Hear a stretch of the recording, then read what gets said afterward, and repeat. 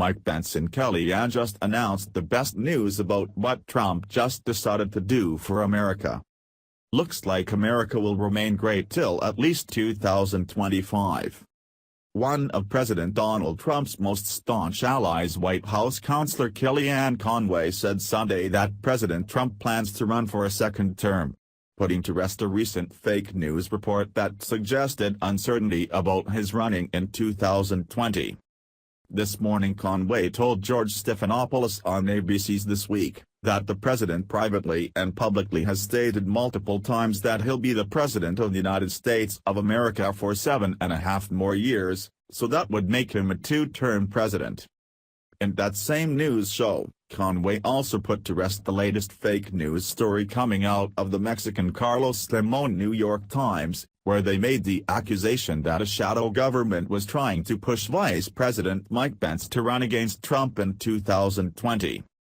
The New York Times falsely reports. Mr. Pence also installed Nick Ayers, a sharp-elbowed political operative, as his new chief of staff last month, a striking departure from Vice President's long history of elevating a government veteran to be their top staff member. Mr. Ayers had worked on many campaigns but never in the federal government. Some in the party's establishment wing are remarkably open about their wish that Mr. Pence would be the Republican standard-bearer in 2020, Representative Charlie Dent of Pennsylvania said. For some, it is for ideological reasons, and for others it is for stylistic reasons, Mr. Dent said, complaining of the exhausting amount of instability, chaos and dysfunction surrounding Mr. Trump. Mr. Pence has made no overt efforts to separate himself from the beleaguered president. He has kept up his relentless public praise and even in private is careful to bow to the president. Mr. Pence's aides, however, have been less restrained in private, according to two people briefed on the conversations. In a June meeting with Al Hubbard, an Indiana Republican who was a top economic official in Mr. Bush's White House, an aide to the vice president, Marty Obst, said that they wanted to be prepared to run in case there was an opening in 2020 and that Mr. Pence would need Mr. Hubbard's help, according to a Republican briefed on the meeting. Reached on the phone, Mr. Hubbard declined to comment.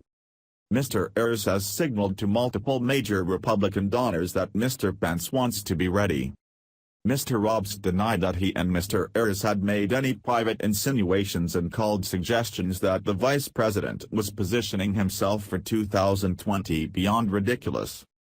For his part, Mr. Pence is methodically establishing his own identity and bestowing personal touches on people who could pay dividends in the future. He not only spoke in June at one of the most important yearly events for Iowa Republicans, Senator Joni Ernst's pig roast, but he held a separate, more intimate gathering for donors afterward. When he arrived in Des Moines on Air Force 2, Mr. Pence was greeted by an Iowan who had complained about his experience with the Affordable Care Act, and who happened to be a member of the state Republican Central Committee.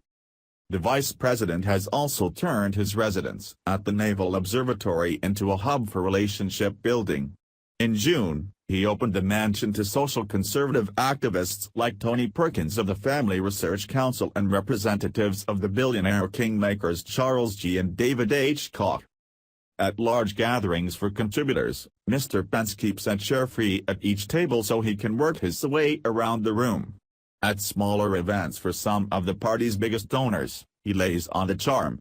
Last month, Mr. Pence hosted Kentucky coal barons Kelly and Joe Kraft, along with the University of Kentucky men's basketball coach, John Calipari, for a dinner a few hours after Ms. Kraft appeared before the Senate for her hearing as nominee to become ambassador to Canada. Isn't it hilarious how the fake news media is now resorting to wishful thinking by saying that Trump won't run for re-election in 2020? They try to convince us that the people have turned their backs on President Trump by citing polls, the same polls who had crooked Hillary Clinton winning by a chance of 97%, or over 20 percentage points. They tell us there is now voter remorse by those of us who supported and voted for Trump in 2016. But I personally have never heard of anyone who voted for Trump who today says they wished they could take their vote back.